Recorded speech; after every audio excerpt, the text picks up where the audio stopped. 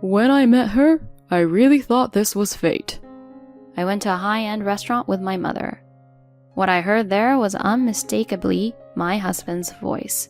He was having a meal with a well-dressed family of strangers. Father-in-law, mother-in-law, please, give me your daughter.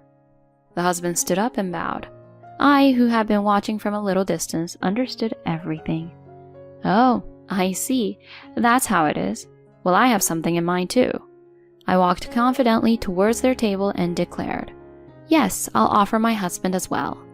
Huh? The family's eyes widened. As I saw my husband's face turn pale, I couldn't help but curl the corners of my lips. My name is Charlotte, a 30-year-old working wife. I originally worked as an office worker in a small to medium-sized company. As my marriageable age approached and I still didn't have a boyfriend, I decided to try attending a matchmaking party. It was there that I met Benjamin, who would later become my husband. He was a salaried worker at a large corporation. I was quite impressed by his first impression. Later, Benjamin confessed his feelings to me and we began dating. After a few dates, I started to notice something that bothered me. For example, when the two of us went out to eat, and the bill was $57. It's fine here, I'll pay. Benjamin stopped me from taking out my wallet when I tried to. Thinking he would treat me to the meal, I thanked him at the time. But after we parted ways, I received a message from him on WhatsApp. The meal today cost $30, right? You can give it to me next time we meet. I was, surprised. It would have been better if he had told me that at the time. And now that I think about it, I ended up paying more than half of the bill, even though Benjamin ordered more food and drinks. But then again, I felt awkward complaining about such things. I had been paying for more than half of our date expenses every time. I did have those kind of complaints, but Benjamin was very kind to me. Aside from being frugal with money, he was an ideal partner for me. After a year of dating, Benjamin proposed to me, and I happily accepted. Later on, we had a wedding ceremony. My father and mother were also overjoyed and gave us their blessings. As their only daughter, who had been cherished and raised with love, seeing them happy was more important to me than anything else. After discussing it with Benjamin, I decided to continue working even after marriage. Surprisingly, Benjamin had initially wanted me to quit my job. I don't want people to think I'm a useless man who can't even support his wife. So, are you saying I should become a full-time homemaker? Should we rely solely on your income for our household? Well, maybe after we've been married for a while. I could always switch to a job with a higher salary. So you don't want to spend money, but you want to keep up appearances. I sighed and told Benjamin. I've been working at my current job for a long time. Even if I switch jobs, there's no guarantee that I'll get a higher salary than what I'm earning now. Can't we just let me continue working at my current company without trying to show off unnecessarily? Benjamin didn't seem entirely satisfied, but I pushed through and decided to keep working. And so our newlywed life began, but one day Benjamin said the following. Even after marriage, we can keep our finances separate, and we can split the living expenses, right? Let's each contribute $1,400 to the household budget every month. Huh? I was a bit surprised. Benjamin worked for a top-tier company while I was in a small to medium-sized enterprise. His income was likely significantly higher than mine. If I put $1,400 into the household, I wouldn't have much left for myself. Splitting the expenses evenly is tough. I'd liked it to be reduced a bit. I appealed to Benjamin in that way, but he didn't lend an ear. Are you planning to rely on me entirely? I don't think of it that way, but this just feels really unfair. It's not like that. I want to save money too, so make sure to contribute the $1,400. In the end, I ended up complying with that condition. Even though our finances were split evenly, Benjamin often claimed to be too busy and hardly did any housework. For over a year after our marriage, I had been doing all the household chores by myself. I had complaints, but there were also a strange belief that as a wife it was my duty to do them. I continued to bear the burden of all the household chores while contributing most of my income to the family. Then one day, I received a call from my mother informing me that my father had been in a car accident. I rushed to the hospital, but by the time I arrived, it was too late. My father had already passed away. Both my mother and I were in tears, and our emotions couldn't keep up with the sudden loss. Despite our overwhelming grief, we proceeded with the funeral arrangements. Somehow we managed to get through the farewell ceremony, and then we were back home. My mother and I were utterly exhausted. Benjamin made me a cup of tea. "Oh, thank you for your consideration, Benjamin." Benjamin responded with a polite smile, saying, "No, it's only natural." After finishing my tea, I called out to my husband. "Benjamin, it's time to go." "Huh? Already?" Benjamin appeared, surprised for some reason. "Why are you surprised? It's late and I'm tired." "No, I mean, you haven't had an important conversation with your mother yet, right?" "An important conversation?" "Aren't we going to talk about your father's inheritance?" Both my mother and I were surprised by this. The funeral had just ended, and we hadn't even considered such matters. Besides, it wasn't something Benjamin should bring up. "Your father had a good job, and if it's an accident, there should be a lot of insurance money, right? Charlotte, how much will you get?" Benjamin said this with gleaming eyes, and I felt dizzy. I noticed my mother's puzzled expression and panicked. "We can discuss that another time. Let's just go home for now." I left my family home with a dissatisfied Benjamin in tow. On the way back, I scolded him for his impoliteness, but he didn't seem to agree. "Come on, Charlotte. We're married, so it's natural to be concerned, right?" "My mother hasn't even recovered yet, and you're rushing things. Besides, my father's inheritance doesn't concern you, does it?" "What? Are you planning to keep the inheritance all to yourself?" Suddenly, Benjamin glared at me, and I sighed deeply. Keeping it all to myself. The inheritance is separate property in the first place. What I receive, I'll save for our future. "What's that supposed to mean? I was thinking of going on a big trip." "Huh? Why would you use my father's inheritance for luxury?" "You're so annoying. I didn't think you were this stingy." I thought to myself, wondering who was the stingy one, as I held my head. Afterward, I had a discussion about the inheritance with my mother. My father's inheritance was a substantial amount, but following my mother's advice, I decided to graciously accept it. Ultimately, I put it in an account under my own name and didn't include it in our household finances. It seemed that Benjamin was dissatisfied with this and persistently tried to find out the exact amount, but I brushed it off casually. Benjamin started coming home late around the time my father's memorial service settled down. He claimed his work had become busier and would often work overtime on weekdays. Even on precious weekends, he would either have to work or simply go out. However, because I was also busy with my job, I didn't pay much attention to it. I still took care of all the household chores, but by now I had become accustomed to it. Around the time when Benjamin and I were approaching our 2-year anniversary since getting married, I spoke to him when he came home late. "Benjamin, thank you for your hard work. I have a little request." "What is it? What do you want?" Undaunted by Benjamin's apparent reluctance, I continued. "Isn't next Saturday our wedding anniversary?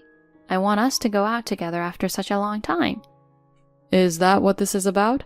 Forget it. I have work that day too." Benjamin replied, almost dismissively. "Why are you saying that? Benjamin, you've been acting strange lately. You come home late and it feels like you've become cold towards me." With tears in my eyes, I looked down, and he sent me a cold gaze. "You're so annoying. I'm starting to hate being with you."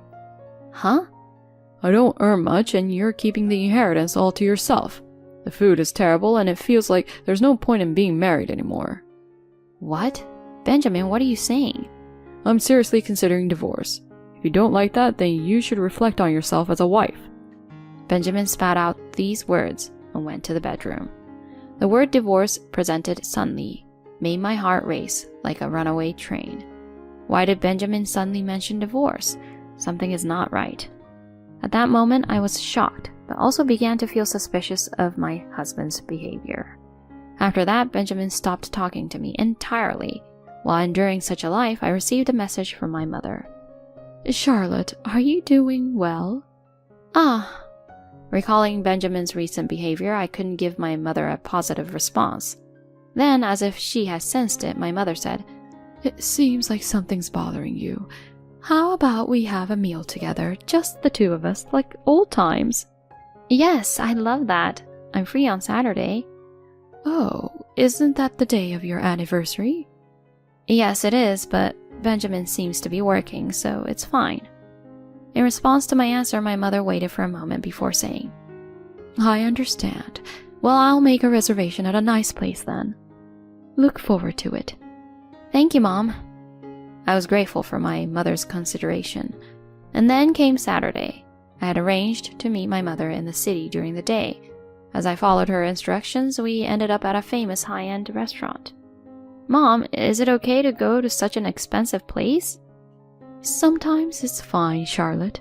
You seem a bit down, so I decided to splurge. My mother smiled at me, and I returned the smile. That's right. Today, let's forget about Benjamin and enjoy a meal with my mother. As I was about to take my seat, I froze at the sight in front of me. Sitting diagonally across from me, with his back turned to me, was a man in a suit. He looked exactly like Benjamin. At that table, there was a young man and woman, as well as an older, well-dressed couple facing each other and sitting down. As I couldn't take my eyes off them, I overheard their conversation. We never thought Scarlett would bring such a wonderful man with her. Yes, Benjamin seems like a really great guy. I was shocked by the older couple's words. Did they just say Benjamin? Then Benjamin spoke up politely and said something unexpected. I met her, and I seriously thought that this was fate. The voice was unmistakably Benjamin's. Please, father, mother, grant me your daughter. Benjamin stood up and bowed, and at that moment, I realized everything. Ah, I see. So that's what it was. In that case, I have my own plans. I confidently walked up to their table and said, Yes, I'll give you my husband. Huh? The eyes of that family widened significantly. Without a doubt, my husband Benjamin was there. Seeing his pale face, I smirked at the corner of my lips. Next to Benjamin sat a petite and cute young woman named Scarlett. She seemed surprised as well. So the elderly couple must undoubtedly be Scarlett's parents. Then Scarlett's father cleared his throat and said, Who might you be? I don't quite understand what you're saying. I calmly responded, My name is Charlotte. I am Benjamin's wife. There was a moment of silence at the table. Benjamin still looked pale and hadn't said a word. That's when Scarlett grabbed Benjamin's arm and shook him. Wife? What does this mean? Hey, Benjamin, what's going on? Then Benjamin had a startled expression on his face. This is not... What's going on, Benjamin? Under the stern gaze of Scarlett's father, Benjamin finally said this. This woman is my stalker. She's a crazy person who became infatuated with me and delusionally thinks she's my wife. Please, don't be deceived, everyone. At this point, the way people around me looked at me changed drastically. Just as I was about to angrily speak up, a quiet voice resonated. Who's calling someone's daughter a crazy stalker? Unbeknownst to me, my mother had appeared next to me. Mom? Benjamin inadvertently blurted out. Benjamin, what do you mean by mom? Isn't this person the stalker? When Scarlett confronted him, Benjamin stammered. Then my mother calmly stated, Nice to meet you. I am this girl's mother and I am Benjamin's mother-in-law. It is a fact that my daughter and Benjamin are married. What? Really? My mother extended her phone screen to show Scarlett's shocked mother. On the screen were photos from our wedding. The two of them got married 2 years ago and they haven't separated. What? Scarlett and her parents were fixated on my mother's phone screen and Benjamin finally began to tremble. What is this? You were married to her? Scarlett grabbed Benjamin's collar and started shaking him. No, I was planning to break up with her soon. It's true. Please, believe me. So, does this mean that she is your wife without a doubt? Scarlett's father inquired in a low voice. Well, yes, that's right. Finally, Benjamin admitted the truth, and Scarlett and her parents were left in shock. I followed up with, You can marry or do whatever you want, but before that, divorce me. Be prepared to pay a hefty alimony. Charlotte, it's just... Next, I turned to Scarlett's family and said, Scarlett didn't seem to know that he was married, so I won't ask for alimony. If you want to marry him, please go ahead. This is no joke. Scarlett yelled this out, then stood up and threw a generous amount of water on Benjamin's head. You traitor! You fooled both me and your wife, didn't you? You're such scum. Get lost! Scarlett grabbed Benjamin by the collar and shouted. Then she lowered her head to me and left the restaurant. Scarlett's parents also shook their heads and got up. Benjamin, I'm disappointed in you. I'll have to cancel our business dealings. Mr. President, please, wait a moment. Benjamin tried to stop them for a moment, but they shrugged him off and continued following Scarlett. Left alone at the table, Benjamin remained soaking wet and dumbfounded. I then snapped at him. I bet you chose Scarlett with money just like this penny pincher. People like you should go to hell, you scumbag. Then, leaving Benjamin behind like an empty shell, my mother and I also left the restaurant. Later on, the divorce between Benjamin and me was finalized. I received $20,000 in alimony. In terms of property division, we settled on a 70% share for me and 30% for Benjamin. Benjamin's affair partner, Scarlett, turned out to be the daughter of a business partner. Scarlett and her parents were furious, and Benjamin was also asked for alimony by Scarlett. Benjamin depleted his savings, paying alimony to both me and Scarlett. Moreover, Scarlett's father terminated the business dealings with Benjamin's company, resulting in his dismissal. Unemployed, Benjamin currently lives in a rundown apartment. It seems he is desperately searching for a new job. However, this story has spread as a rumor, making it difficult for him to find employment in the same industry with a similar high salary. He probably won't be able to secure a job with the same high pay as before. On the other hand, I left the house where I lived with Benjamin and returned to my parents' home.